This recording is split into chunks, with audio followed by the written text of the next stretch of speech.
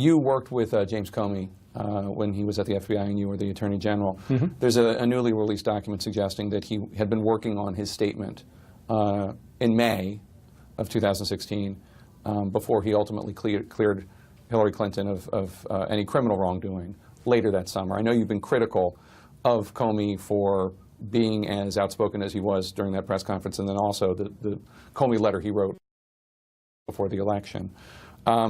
President Trump tweeted that the memo that's been released, this newly released document, suggests that Comey wanted to clear Hillary Clinton, quote, long before the investigation was complete. What's your take on all this? Well, I've been critical of Jim Comey, but I've also known Jim Comey for, 20, 30 years. He's an honest guy, and the determination that he made, and I think inappropriately announced, I think is based on the facts, based on his interpretation of the law, and it was nothing more than that. It was a good faith assessment by a person who I think has done a lot for this country. What do you make of him working on this memo in May before he had even interviewed Hillary Clinton? Some of the president's supporters and President Trump himself are suggesting, see, the fix was in. He was never going to go after her criminally.